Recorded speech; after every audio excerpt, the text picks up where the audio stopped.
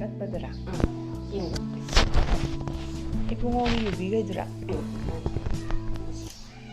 ꯐꯖꯔꯦ ꯇꯣꯝꯕ ꯇꯥꯏꯇꯨꯝꯕꯒ ꯍꯦꯛꯂꯛꯄ ꯂꯩꯁꯤꯗꯤ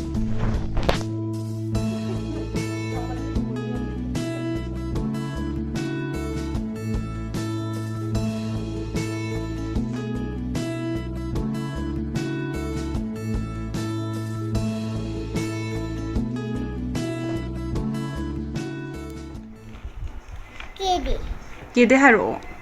K I D E. Guy. L. L for lion. L I O N. Lion. Lion. Lion taro kanu ka? Lion. Lion. Lion. Lion. Lion. Good. Cica. Cica koi wajah nama semua cai baru tapi do. Aduh is kalau tu dah bersifat uang biar miba. Aduh mana make sing betul mana high road na L for lion. Lion. Hangra.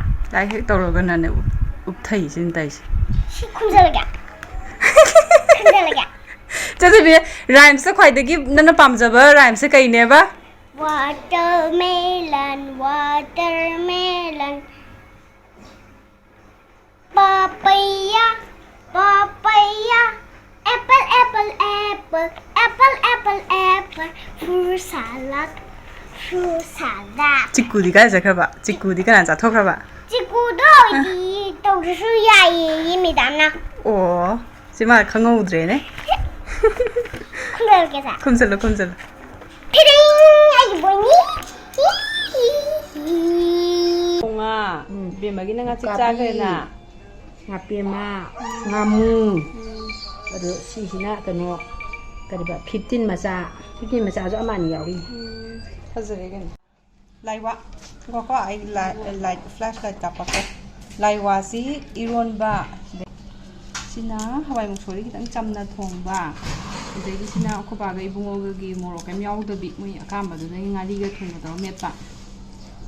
Sina laiwa du kangho alu kitang ga hapaga smaina thumda morok yauraga ne. Ngouba jam hawbane am sana bane. Ngarang adum hiten saraga soiramina ne. Taitoma maroi soiri sisna na saigi nga do bemagi nga chikke ka sidi chagre chaka illaga madi. Hojiki duna pisamani soirasi. Tuandi. Tuan tu su soiro. Spring onions di kitang soirasi. Duga tilau tu ka tu si chai sanna. Ngasigi aina hairam bedo ngasise vaccine kappa chatkadoine hojik khoi se pungse 10:47 chatle ado khoi je hojik chatlani mongsangai gi aduda kapkadoba मासे हम साबाइने अदैदुदा अखोइ चत्तोइसे अखोबाने आइने अखोइ Ibungo doctor कैका हंगनारे मादो हौजिक काप सनबा यारे ना हाइरे अदुगा अखोइ अहम चत्लुरगे कापा अदुगा आई हैपेट आदा योरगा हैपेट video लोबे यारदि लोरगे नत्रगदि यामना हैबेदि phone तोरगा video को सुम लोबो खोपा तौबसे आइसे खितंग नुंगाइतबा हिनदबा खितंग फावेबको सिदगी मपानदा थोखरगदि युमददि किछु गाइदबा युमदसु फैमिली मैम मोय पुलप लेरगा सुम वागा हाइरगा फोन गुम्बा मसाइन सुम तौरगा ममांदा कैमरा थमगा लेबसे खितंग आइसु हिनदबा कनोमदि फावे अदो खोइसे मी अदुम खरा कोमे हाइ होजिकसे जम साबनिना सेलिबा ड्रेस याम चम्बदुने आइगे अदुम लेटपा टॉप तो मिंट्रागी को अदुगा सिगी ट्राउजर सिमगा सेले होजिकसे चटनबा तौरगे मोय अनिसु लोइग्रे सैस्ता नाउ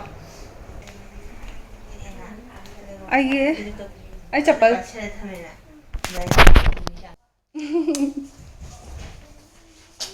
चुप्पा चेंजले नुसिद्रोजा लेहौदोनि चाथोबि गाता गायहौदोनि को नपिगे बिरो बुबो न फंगे बुबो फलन खोब से तोंगे एकदम चंगजले सिसे माय फ्रिज की साइड ते यावबसे सिसे केला अबा ngarang do जाथोबिगी Ado amta pirisi hana amta piramu ye bobo amta phol halaugi ge ka hai phol. Bobo ka je. Hai. Bobo. Sin da patio. To. Ngasi ne. Din sin kap do. Talle ba. Hey kan kap te ba? Hai jar ba. Chawr kan da. Good. Ai on zalo na du ja.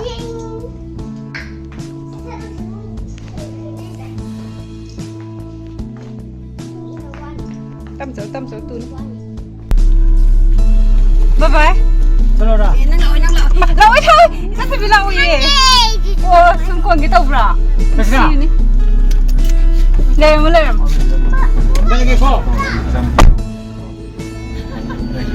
Cái nó có một con nằm không.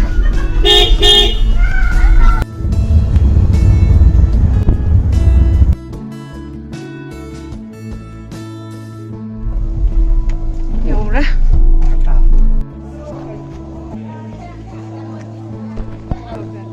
Inhaler nó thế. Beli nào? Oh ya.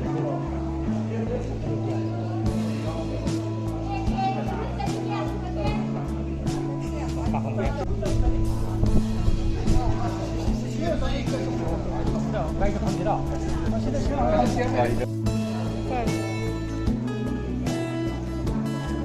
Chị nào các bạn?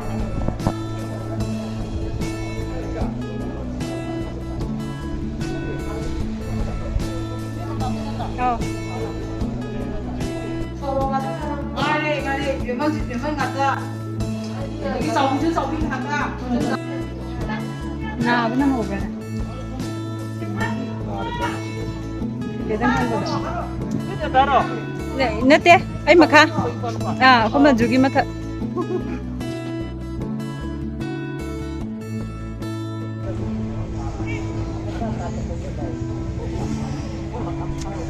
Yam lapa bu jing bana be mo yung ma loi uri se sing je khazai mo se ngak tang lai ri ne se sta khung khai mo kari mo observation ge hai tar du ga loi chat la ben mi yang ko me ko bai na ka po do samuro ge adu de mi am chat le ai adu di am ya me ka pi ba ma pham do lai kai ge to bu dam ya ban kem tông là thế mày à? Có cái kem tông cả? Có phải đi kem tông đâu ạ? Cây bạc. Có kem tông cả? Đây thì cái lum lòi mình đang tát cắt cùng vậy thế. Mình đâu là tôi phải nó Okay. Ba phần trên sân lên là cái nào? Cái lùm bút lên cả. Bút tỉa tôi cái này. Nó cái sống một cặp đỏ. Nó cái gì vậy? Ngang cái gì? Anh đừng phạt. Ba phần. Thấy 나 도 좋아해. 난 파우라마. Bây giờ tôi ghi nào phòng thì ghi từ cao phân hình để nhà thì chứ. 야, 네 야리네. 뭐 이게 랩 사이트.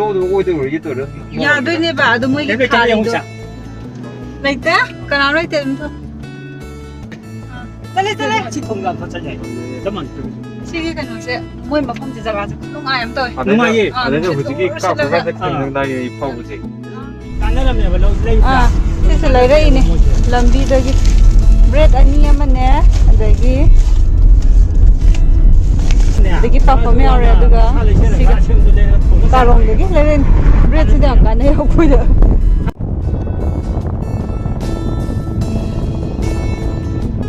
Athai bo kedara ba hai ba kamain tau ba jeng jeng Balik dito, halaw na ba? Tobra! Ay, hawi! Magkondo hawi! Lungay, yung tulungan. Tanggalit. Si Mada, lauro hara ba? Lauro. Ho! To. Pamagalaw. Ay, ngay na bino, masay digyan. Na? Samsas lang. Ako'y lae. Chima sulay de. Ibungo ida pizza kaya ay sare. Ako'y yung ayaw paga iruluto dress change saure. Adaga ising Siya pito na rin sila injection pa male. Man bra. Nang lip balm tay bra thoi bia. Tay ye sing ba. Se ma mai dam da thambiyo thoi bi. Se ma se ma thana ne. Hojiki kano da mai walker du da phamma ga ne laura ga le mi sanara ga I u da haraura ba adu pam mo hai ba du nangi pacifier da mo da chupam bia de ko thoi bia.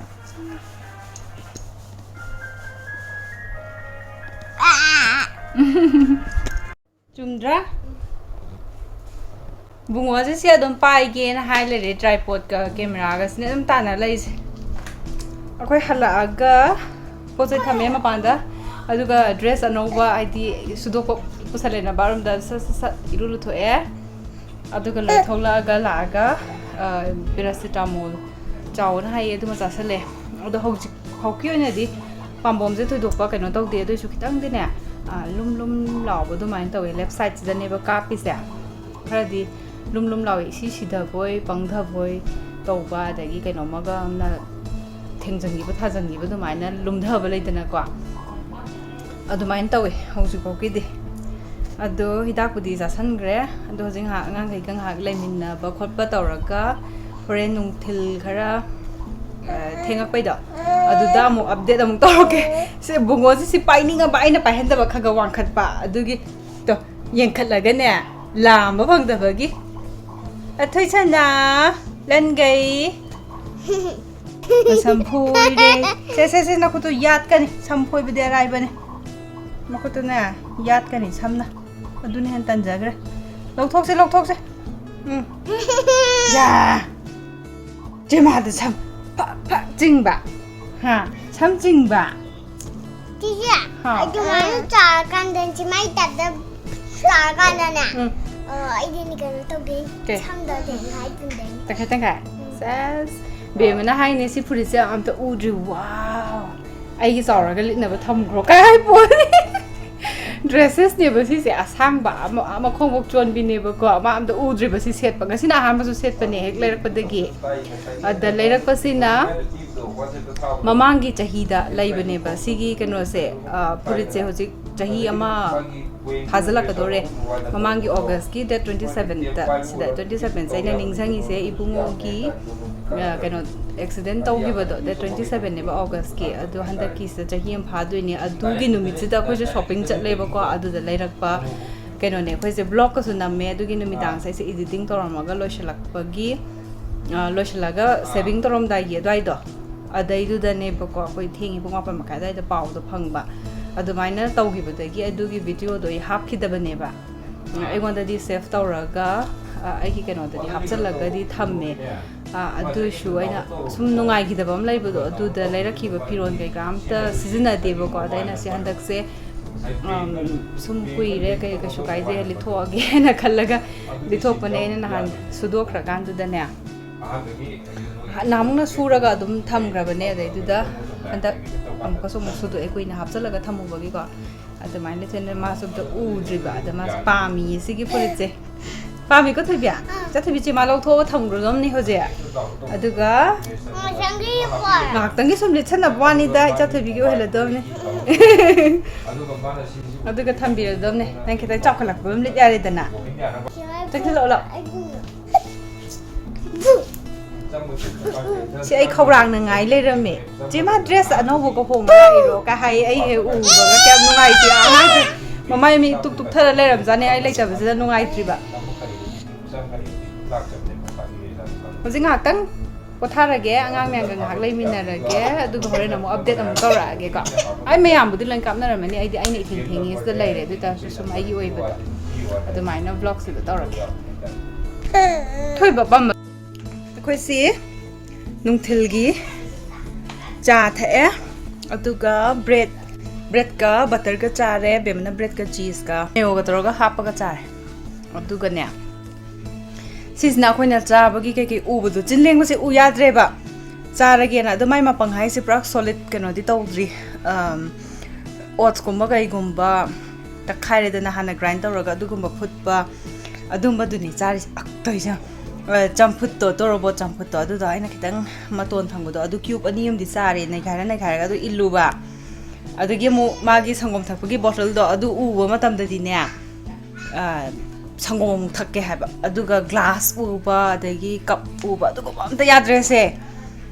ngawjare sabada chare khange ba khoi jin ga ling je chare khange janing bana ne mana ga tana jane ada hojik se aise ngak tang ngasai sum hippa ga lei tum da bida dum kitang editing tawbo khotpa adumain tawraga dum leire du khara aise ing ba lok thung ba horom da gi khara chill lam tawdo adumaina tawwe ba ko adugi sigi blanket ka se suppa ga isum ngak tang sum leirame adugi amuk khara amuk phare na ne ai chatlaga kitchen na chatlaga adumaina charu re phamya ehen sanaga pijadana khotana adumaina amuk leire si bungo sangom bi thakke thoi base khobani ke tose ba kaidaruge humana pungsa chotna ba dum dum dum dum ba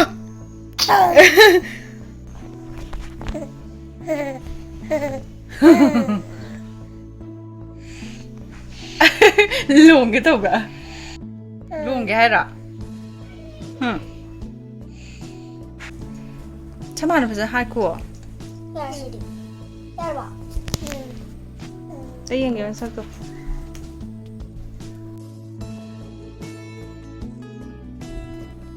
thế xem na giờ giống tàu bố lôi bởi gì thấy chana thấy ba trăm bảy ba chị xí ra chị đây đi làm gì chocolate mà nằm rồi xin nè có mà cái phone đã có mà nè ehen sana nè bungo nè bungo cái swasti numitta natra ma nè con cái này na hospital de lek bodo NICU de lek bodo che mana lek bodo ningsang ga bo ha ningsang na samjidi thôi bia khangi ko bố ấp luôn vậy mình nang cho nang kuk chicken le